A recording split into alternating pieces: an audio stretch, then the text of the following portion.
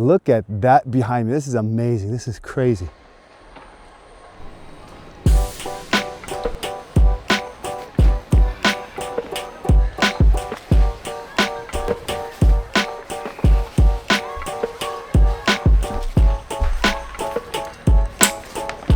We had a couple of new students join us and try for the team. And anytime I'm dealing with new people, I think of the platinum rule. So a change in plan, we packed our park boards because we're gonna hit a hilltop, but last minute change, we are gonna use our split boards for the first time this season.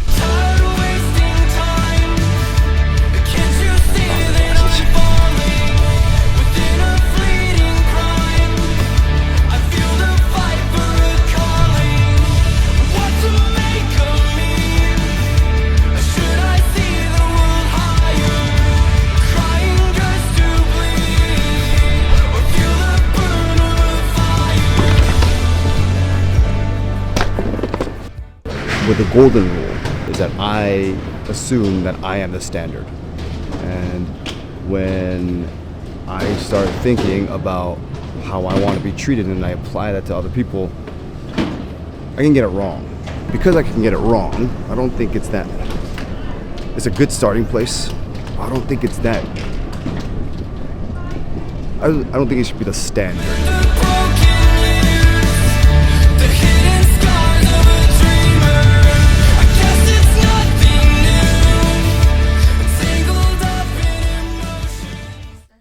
But the platinum rule is a little bit different. It says that I ought to know you and that I should treat you the way that you want to be treated. Well, what if the person that wants to be treated, they want to be treated badly? Now, it's another reason why I don't think that any rule is substantial by itself. But how are we supposed to treat people when we don't know them? And that's a hard question to ask. You know, that's a hard question to answer. And I think that's where the golden rule comes to play. But for me, I think more in terms of Pascal's wager.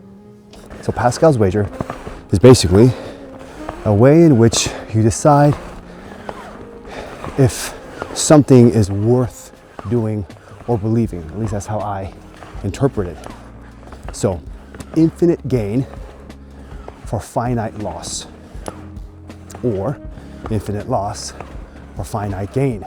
So if we were to apply Pascal's wager to treating people, or how to treat people, you have infinite gain, which is maybe a friendship, a lifelong friendship, for finite loss, your pride, you know, your brief understanding of someone else, you know, infinite loss, which is the loss of a friendship, a potential friendship, or a potential, you know, lifelong buddy.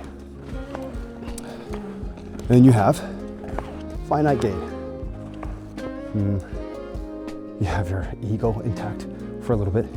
Yeah, but if I take my relationship with Rachel, the infinite gain of a wife like Rachel versus the finite loss of my ego, of the fear of rejection.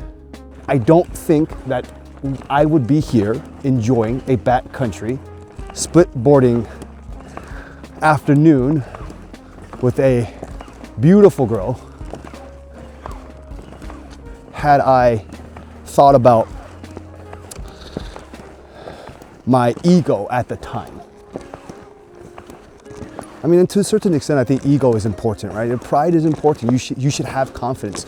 But at what expense are you going to let that dictate how you treat people? And if you're young and you're not ready for a relationship, well, how about friendship? You know, how about camaraderie? You know, when you look at my team and we're thinking about where we all were several years ago, we cannot imagine being any place else but at Ascent. The finite loss of the risk of, does this kid have what it takes? To the infinite gain of, yeah, they are now a chosen 14 or 15. Again, like this whole split boarding thing, the finite loss of we don't have a lot of time. We don't know if it's gonna work out as far as packing goes, and we might be late to our flight. We might be a little bit stressed. Had we taken that and then decided, okay, we're not going to, we would not be here. For those of you who are on my team or family, friends, one day we will do this.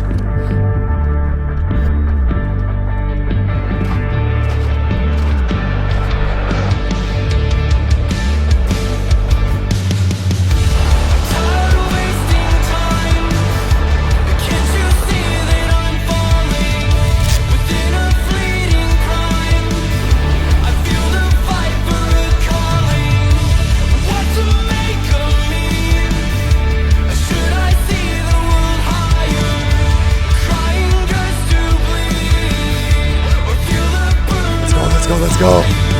Okay, that's the dream.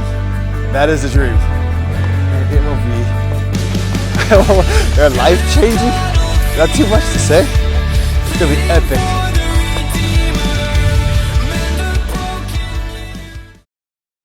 Now I get it. There are some underlying premises that weren't mentioned. For instance, you need some level of love and respect for yourself in order for you to show it to someone else.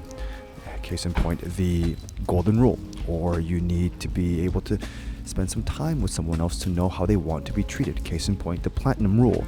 However, what we cannot deny, apart from the premises, is that there needs to be some level of sacrifice in order for bonds to be created.